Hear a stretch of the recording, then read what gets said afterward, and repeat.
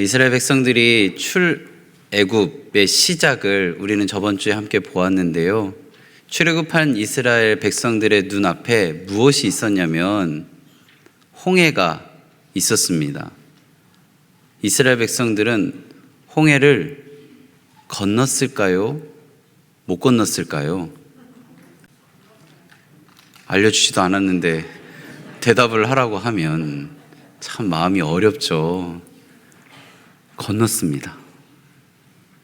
홍해를 건넜어요. 어떻게 건넜을까요? 역시 알려주지도 않았는데 답을 하라고 하면 참 어렵죠.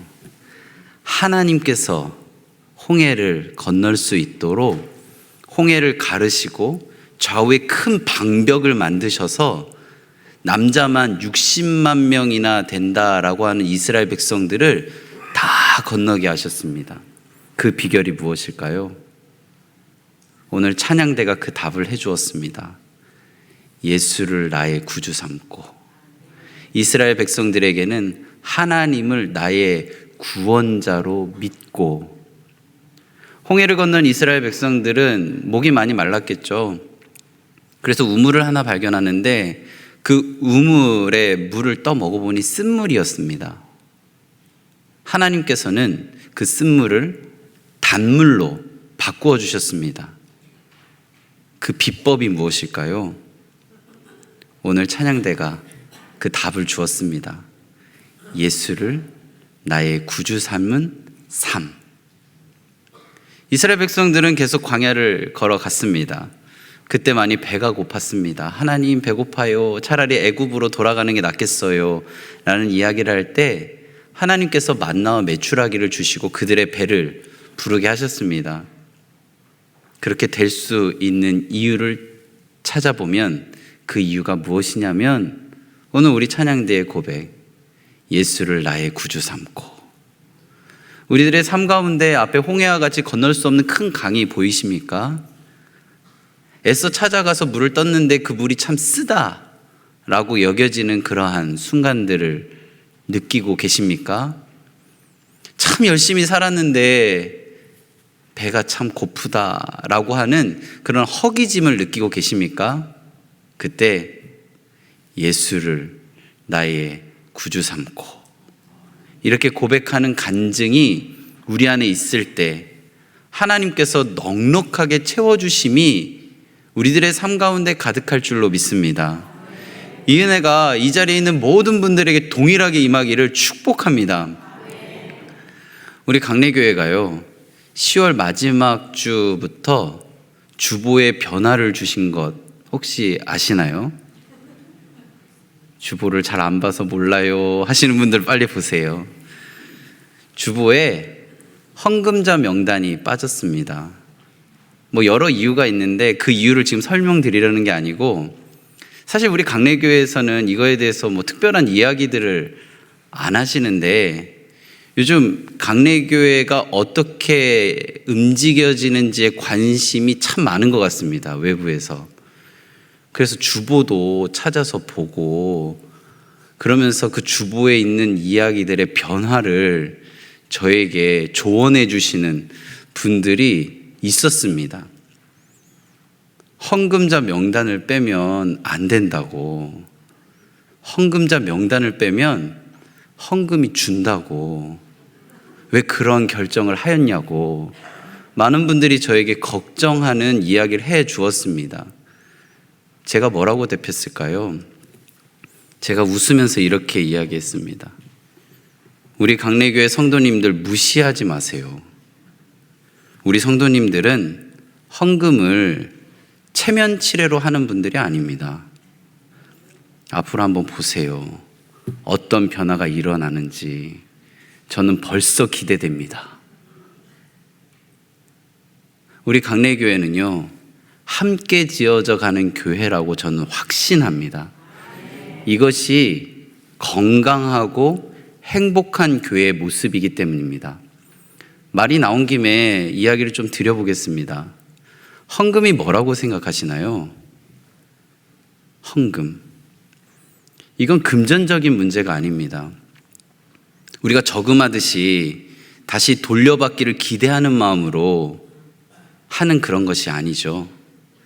그리고 어떤 이윤을 창출하기 위한 투자의 목적을 둔 어떠한 행위가 아닙니다. 헌금은 우리의 신앙 고백입니다. 믿음의 고백이죠. 하나님을 향한 부르짖음입니다.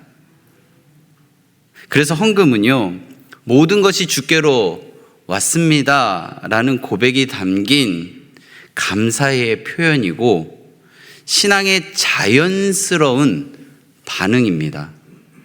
그래서 헌금의 중심은 얼마나가 아니라 어디로입니다. 헌금이 얼마나 많이가 아니라 누구에게 드리느냐입니다.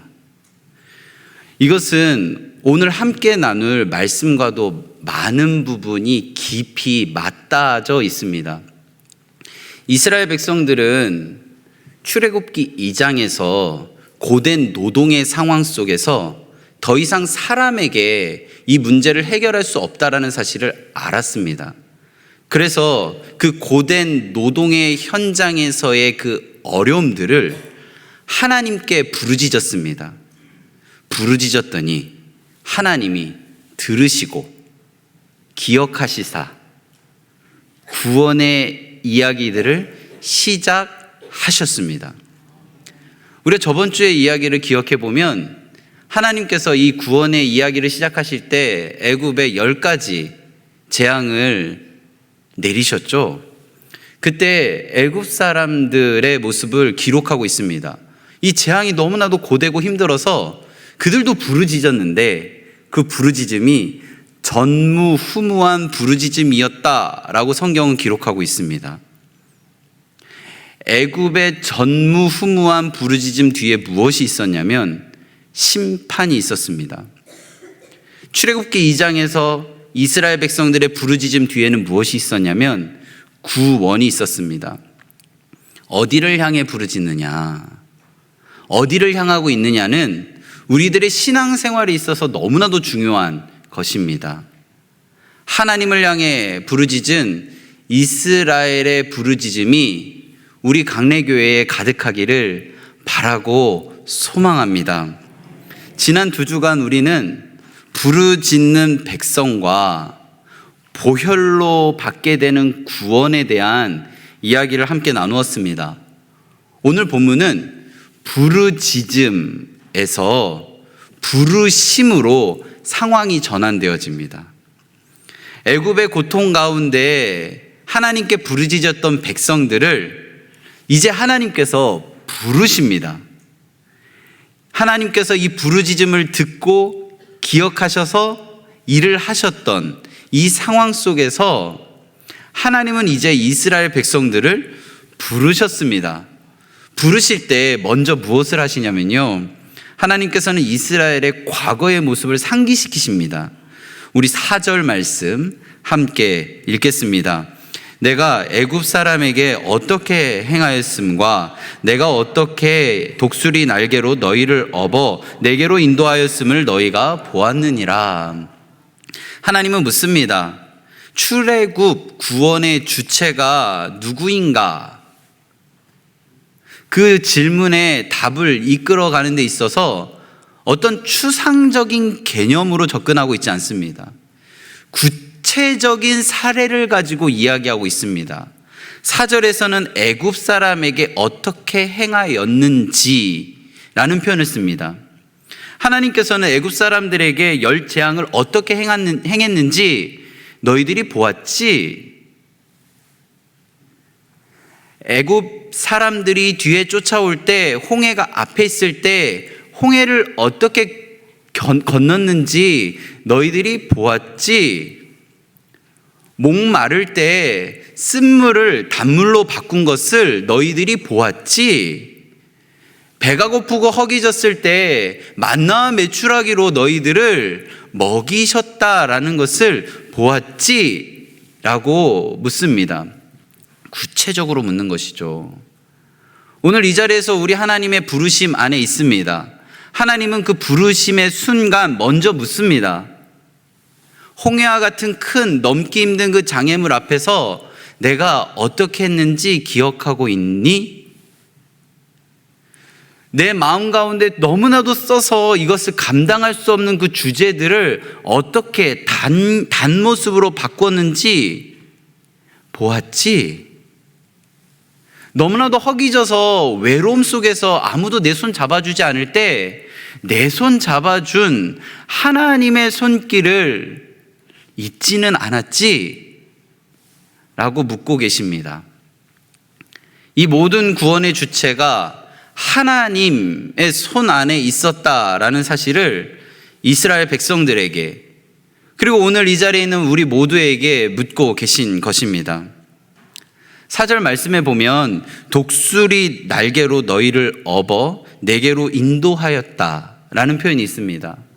이 표현을 그냥 문장으로만 보면 하나님은 이곳에 계시고 이스라엘 백성들을 독수리 날개로 업어서 옮겨 준 것처럼 느껴집니다. 그런데 이 단어에서 독수리 날개라는 이 의미를 생각해 보면 조금 다르게 이해할 수 있습니다. 어떤 의미냐면요, 독수리 날개를 성경에서 쓸 때는 하나님의 보호하심, 하나님의 인도하심, 하나님께서 그 모든 구원의 능력을 발휘하심이라는 표현을 할 때 독수리 날개를 씁니다. 그래서 이 독수리 날개로 업었다라는 표현은 하나님께서 이곳에 계시고 어떠한 존재를 보내서 옮겼다가 아니라 하나님께서 친히 그들의 삶의 자리로 가서 독수리 날개로 업듯이 이곳에서 일으켜 올리셔서 옮기셨다라는 표현을 쓰고 있는 것입니다. 삶의 현장에 직접 찾아가셔서 그 고됨을 함께 하시며 구원하셨다라는 표현을 쓸 때 독수리 날개로 업었다라는 표현을 쓰고 계신 것이죠. 그래서 이어서 보면요, 네게로라는 단어가 있습니다. 네게로. 이 네게로는 어떠한 장소를 의미하는 것 같은데, 그렇다면 오늘 출애굽기 19장에 있는 시내산으로 여겨질 수도 있고, 아니면 약속의 땅 가나안으로 생각되어질 수도 있는데, 그런 장소를 의미하는 것이 아니라 하나님 자신, 하나님이 계신 곳으로 옮겼다라는 의미입니다. 그래서 이런 것들을 다 정리해 보면 출애굽한 것은 하나님께서 고난의 상황에 친히 찾아가 주셔서 그곳에서 완전히 들어 올리시고 하나님이 계신 곳으로 옮겼다라는 표현인 것이죠.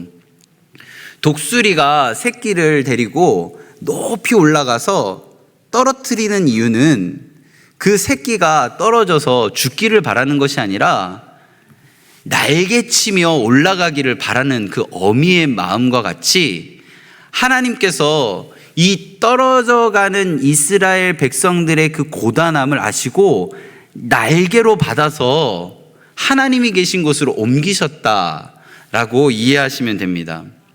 오늘 우리 본문의 부르심은 그래서 일방적인 그리고 복종을 의미하는 명령이 아니라 은혜에 대한 응답인 것입니다. 하나님께서는 부르실 때 이렇게 하십니다.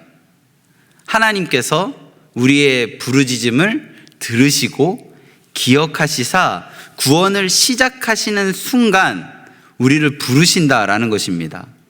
그냥 아무것도 없이 밑도 끝도 없이 부르시는 것이 아니라 우리들의 부르짖음을 충분히 들으시고 기억하시사 그 상황 속에 독수리가 날개로 업고 올라가듯이 그 고난 상황을 이끌어 가시면서 다른 곳으로, 하나님이 계신 곳으로 완전히 옮기신 상황 상상해 보시면 이 상황이 내 마음 가운데 너무나도 뜨겁고 감사함으로 이어지는 순간이라는 것이죠. 그래서 부르심은 은혜에 대한 당연한 응답이라고 오늘 성경은 우리에게 알려주고 있는 겁니다. 당연함. 이 당연함이라고 표현할 때는요, 억지로라는 단어가 들어가지 않습니다. 의무감이라는 단어가 들어가지 않습니다. 아이가 아플 때 부모가 그 옆에서 그 아이의 열이 떨어질 때까지 밤을 지새워 주는 것을 우리는 당연함이라고 하죠. 의무감이라고 하지 않습니다. 억지로라고 하지 않습니다. 이 당연함은 자연스러운 것입니다. 무언가를 기대하면서 어떠한 행동을 하는 것이 아니라 자연스러움, 그것이 당연함이 바로 하나님의 은혜를 마음 가운데 담아낸 이스라엘 백성들과 우리들에게 하나님께서 이야기하시는 부르심인 것입니다. 그래서 신앙의 성숙이라고 하는 것은요, 억지로가 아닙니다. 억지로에서 당연함으로 바뀌는 것이 신앙의 성숙입니다. 세월이 깊어갈수록 그 시간들 속에 묻어있는 하나님의 은혜가 켜켜이 쌓이면 쌓일수록 예배 오세요. 이 정도 직분 되었으니까 이런 자리에 참여하셔야죠. 이렇게 억지로 강요하는 것이 아니라 당연히 하나님이 부르셨는데, 하나님이 나를 부르시는데 내가 반응해야지 라고 하는 그러한 발걸음이 되어져 가는 것입니다. 이스라엘에게, 그리고 우리에게 하나님께서 묻습니다. 내가 너를 업었다. 내가 너를 이곳에 데려왔다. 그러니까 이제 나를 향해 오면 어떻겠니? 하나님께서 부르십니다. 그리고 손 내미십니다. 우리 그 손 잡고 하나님의 품에 푹 안기는 그러한 행복감이 우리들 안에 있기를 바랍니다. 그러므로 우리는 하나님을 섬기고, 그렇기 때문에 하나님께 예배하고, 그러므로 인하여 하나님께 찬양하는, 완전히 하나님께 엎드러져서 기도하는 우리가 되어져 가는 것입니다. 억지로 끌려가는 것이 아니고요, 은혜 아니었으면 오늘 나에게는, 그리고 오늘 나는 없습니다 라고 고백하는 그 고백이 하나님 안에서 자발적으로 당연하게 이어져가는 순종이 되는 것입니다. 우리 5절 말씀 함께 읽어보려고 합니다. 5절 말씀입니다. 세계가 다 내게 속하였나니 너희가 내 말을 잘 듣고 내 언약을 지키면 너희는 모든 민족 중에서 내 소유가 되겠고, 너희가 내 말을 잘 듣고 라는 표현이 있습니다. 이 표현은 억지로 이해가 안 돼도, 이해가 되지 않음에도 불구하고 맹목적으로 따라라 라는 표현이 아닙니다. 삶 속에 살아 움직이는 하나님의 역동하심, 하나님께서 어루만지심, 그 음성을 잘 듣고 반응하라 라는 표현입니다. 하나님께서는 우리에게 순종하라고 명령하시기 전에 내가 너를 얼마나 사랑했는지, 내가 너를 얼마나 보호했는지, 내가 너의 삶을 얼마나 지켰는지를 먼저 이야기하시는 분입니다. 그 말을 잘 듣고 반응하라 라고 오늘 성경은 우리에게 이야기하고 있는 것입니다. 이렇게 인도했는데, 이렇게 이끌어 갔는데 그 이유가 내가 너를 참 많이 사랑하는 거야 라고 이야기하고 있는 것이죠. 이어서 이렇게 이야기합니다. 내 언약을 잘 지키면 이라는 표현이요.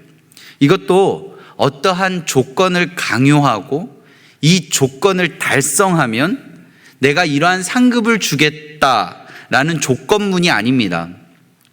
은혜로 구원받은 자에게 주시는 자발적인 응답의 초청입니다. 구원의 결과로 주어지는 그런 어떠한 새로운 관계의 시작을 의미하는 것입니다. 그래서 우리 6절 말씀을 이어서 함께 읽어보려고 하는데요. 6절 말씀입니다. 함께 읽겠습니다. 너희가 내게 대하여 제사장 나라가 되며 거룩한 백성이 되리라. 너는 이 말을 이스라엘 자손에게 전할지니라. 하나님께서 어떻게 하셨는지를 잘 듣고 그 하나님께서 말씀하신 것을 잘 지키면 너희들을 제사장 나라 되게 하겠다라고 이야기하고 있는 겁니다. 여기서 이 제사장 나라는 무엇이냐면요, 제사장이 많은 나라를 의미하는 것이 아니라 히브리어 원어를 그대로 직역해서 읽으면 이렇습니다. 하나님의 임재를 세상에 전하는 공동체 삼겠다라는 표현입니다. 요즘 표현으로 한번 해볼까요? 너희들이 말을 잘 듣고 이 언약을 잘 지키면 내가 제사장 나라가 되게 하는데, 말을 잘 들으면 교회에 장로가 많은 교회로 만들어줄게, 권사가 많은 교회로 만들어줄게, 목사가 많은 교회로 만들어줄게 라는 표현이 아니라는 것입니다.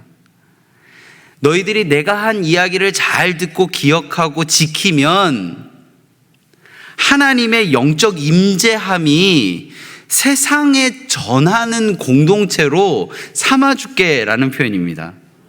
그래서 이 제사장 나라가 되게 하겠다라는 표현은요, 우리가 앞으로 목표로 삼고 한 걸음 한 걸음 옮길 때에 떠올려야 하는 단어인 것입니다.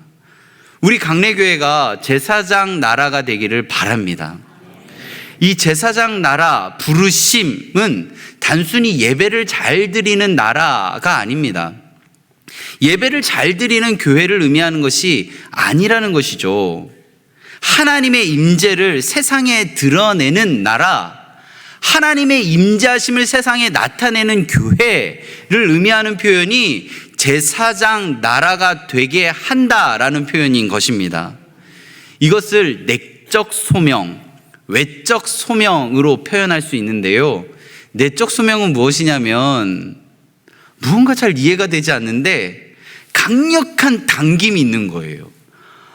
뭔가 이게 설명이 잘 되지 않는데 하나님의 말씀이 막 믿어지고 이 예배 현장에 너무너무 나오고 싶은 거예요. 하나님 만나고 싶고 하나님의 뜻을 묻고 싶고 정말 하나님이 살아 역동하신다는 것이 내 마음 가운데 막 믿어지는 것이 이 내적 소명입니다. 외적 소명은 무엇이냐면요, 다른 사람이 내 안에 하나님의 일하심을 표현할 때 외적 소명이라고 합니다. 예를 들어 이런 겁니다. 제가 강례교회 왔잖아요. 그러면서 강례교회 목사로 온 모습을 우리 성도님들이 보시고 이렇게 이야기를 하십니다. 목사님, 하나님이 목사님을 강례교회로 보내주신 것 같아요. 그게 외적 소명입니다. 아무도 아멘 안 하시잖아요. 같아요기 때문입니다. 같아요. 아직 100% 확신이 안 온 거예요. 이렇게 보면서 저분은 우리 강례교회에 말씀의 통로로 하나님이 보내주셨구나 라고 제가 느끼는 게 아니라 다른 누군가가 느끼고 그걸 알려주는 것을 외적 소명이라고 합니다. 우리가 이렇게 살아갈 때 기도 같이 하는 동역자들이 집사님, 권사님, 제가 권사님을 위해 기도하는데요, 이런 마음이 들었어요. 권사님을 이런 도구로 사용하는 것이 참 좋겠다라는 생각이 제 마음 가운데 드네요. 이런 것이 외적 소명입니다. 그래서 내적 소명은요, 내 마음 가운데 불타오르는 그런 불씨라고 생각한다면, 외적 소명은 그 불씨가 밖으로 나가는 것을 의미합니다. 자, 그러면 우리 강례교회에도 내적 소명과 외적 소명이 있을까요? 저는 있다고 믿습니다. 하나님을 향한 이 예배의 자리로 성도들이 모이고 그로 인하여 뭔가 설명되지 않는 그런 뜨거움이 있고 하나님 앞에 부르짖어야겠다라는 마음의 결단이 있고 예수님의 십자가 앞에 엎드려야 한다라는 뭔가 인간의 논리로는 잘 이해되지 않지만 아멘으로 화답함이 우리 강례교회 안에 있기 때문에 우리 강례교회에는 내적 소명이 있습니다. 외적 소명도 있습니다. 우리 강례교회의 모습을 바라보면서 외부에 있는 사람들이 강례교회를 통해서 하나님이 일하실 것이 느껴진다. 우리 강례교회를 바라보니까 이 강례 지역뿐만 아니라 충청 지역과 대한민국과 온 열방에 예배의 메카로서 하나님께서 사용하실 거라는 믿음의 확신이 든다.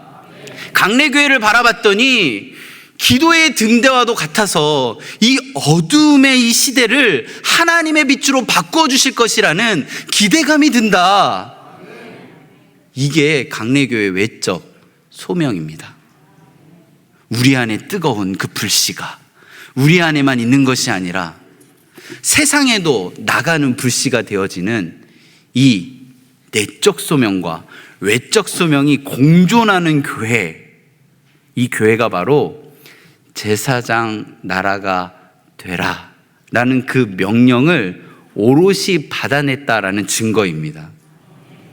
하나님께 우리가 더 가까이, 더 깊이 가야 하는 많은 상황들이 억지로가 아니라 의무감이 아니라 자연스러움으로 이어질 수밖에 없는 것이 하나님께서 부어주신 그 폭포수와 같은 은혜가 우리 안에 있기 때문입니다. 강례교회의 삶 속에 이 은혜가 이 자리에 있는 모든 분들에게 충만하게 있기를 축복합니다. 하나님께서는 제사장 나라가 되라 라는 이 말씀에 이어서 거룩한 백성이 되라 라고 말씀하십니다. 우리 이 점을 기억하면서 6절 말씀 다시 한번 읽겠습니다. 너희가 내게 대하여 제사장 나라가 되며 거룩한 백성이 되리라. 너는 이 말을 이스라엘 자손에게 전할지니라.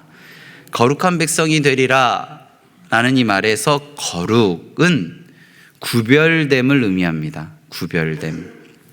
몸은 세상에 속해 있지만 마음은 하나님께 속함으로 구별된, 그렇게 살아내는 삶을 의미하고 있습니다. 그래서 하나님의 뜻에 반응하는 백성이라는 뜻이죠. 하나님께 부르짖었던 이스라엘 백성을 하나님께서 이제 하나님의 뜻에 응답하는 백성으로 변화시키실 것을 약속하고 있습니다. 부르짖음이 구원의 시작이었다고 한다면 거룩함은 구원의 완성입니다. 거룩한 백성은요, 주일 하루 구별된 자가 아니라 매일의 시간이, 그리고 선택이 하나님께 구별된 예배하는 마음으로 살아가는 사람입니다. 규칙적으로 일주일 168시간 중에 1시간 예배하는 자가 아니라 일주일 168시간을 하나님 앞에서 하나님의 은혜를 잊지 않고 반응하며 살아가는, 부르심에 자연스럽게 응답하는 그러한 사람들입니다. 여기서 중요한 것이요, 거룩은 내가 만드는 것이 아니라 하나님께서 세우신다는 것입니다. 우리가 스스로 거룩해지려고 노력하면 우리들이 죄인인지라 교만에 빠질 수도 있기 때문입니다. 하나님께서 우리를 붙드시고 응답하는 마음으로 우리들의 마음이 반응할 때 선물로 주신 하루가 하나님 안에서 시작되었다라고 고백하는 것이 이 거룩함이라고 표현할 수 있습니다. 하나님은 어떻게 우리를 거룩하게 세우실까에 대한 답을 히브리서 10장 10절 말씀을 통해 찾아보려고 합니다. 히브리서 10장 10절 말씀 함께 읽겠습니다. 이 뜻을 따라 예수 그리스도의 몸을 단번에 들이심으로 말미암아 우리가 거룩함을 얻었노라. 히브리서 10장 10절을 새 한글 성경으로 다시 읽어보도록 하겠습니다. 하나님의 뜻을 따라 우리가 거룩해졌습니다. 예수 그리스도께서 몸을 단 한 번 가져다 바치심으로 말미암습니다. 거룩함은요, 우리가 어떠한 성취로 인하여 얻어지는 것이 아니라 예수님이 단 한 번에 자신의 몸을 바치심으로 이루어진 선언입니다. 우리가 거룩하게 된다라는 것은 어떻게 쌓아 올린 그러한 업적이 있었기 때문에 가능한 것이 아니라 더 선한 어떠한 행동을 했기 때문이 아니라 내 어떠한 열심이 노력이 되어 감동되어짐으로 이어졌기 때문이 아니라 오직 십자가로 인함입니다. 그래서 우리는 거룩이라는 단어가 지켜야 하는 부담이 아니라 이미 주어진 그 거룩함을 드러내는 자유인 것입니다. 우리 매일의 자리에서 작은 예수로 살아가는 이유가 바로 이러한 것입니다. 그러므로 거룩한 백성이 되라 라는 이 말씀은 완벽해져라, 너희들 진짜 완벽해져야 한다 라는 것을 의미하는 것이 아니라 십자가로 너희에게 주어진 그 거룩함을 삶으로 응답하라 라고 말씀하시는 것입니다. 하나님은 바로 이런 방식으로 십자가로 우리를 거룩하게 세우시고 말씀으로 그 거룩함을 지키게 하시고 삶 속에서 그 거룩함을 드러내게 하십니다.